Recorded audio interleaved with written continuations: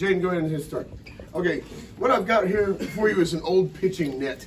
So you would stand behind this and throw to a batter. So when the ball comes back at you, it can't hit you. It won't go through the net.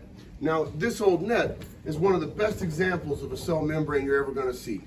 It's double layered. I've got one side and then another side, just like a phospholipid bilayer, just like you guys just acted out, back to back. It's a double layer, and that's how it works. Now, it is a semi-permeable membrane. Semi being like not completely, half a part, and then permeable means able to cross, right?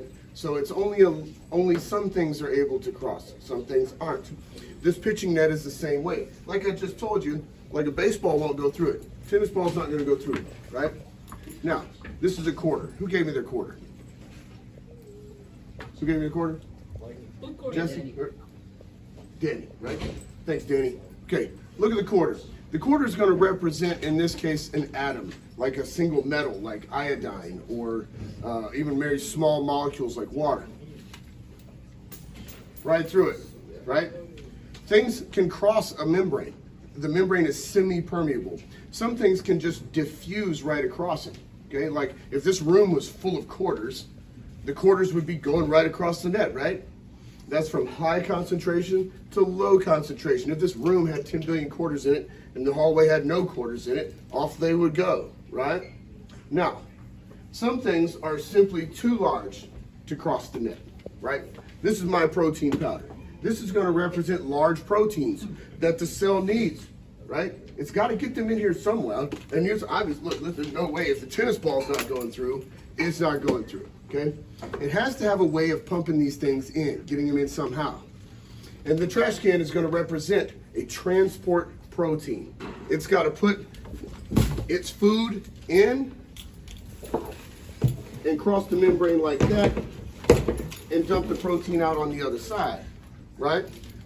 See, that's how that deal's going to work. Now, if it goes from where there's a lot to where there's a little, it doesn't need energy for that. It's like falling down a slide. You don't need energy to fall down a slide, okay? If you were to go the other way, it takes a little bit of horsepower, right? If this room had 10 billion quarters in it, and I wanted to shove some more quarters against the concentration gradient from low to high, it would take a huge amount of horsepower to do so, right? That takes transport proteins too. That's active transport. That takes ATP, which was the whole point of the mitochondria in the first place, right? We're cranking out ATP. What for? This. This is what for, right? It uses energy to do this work.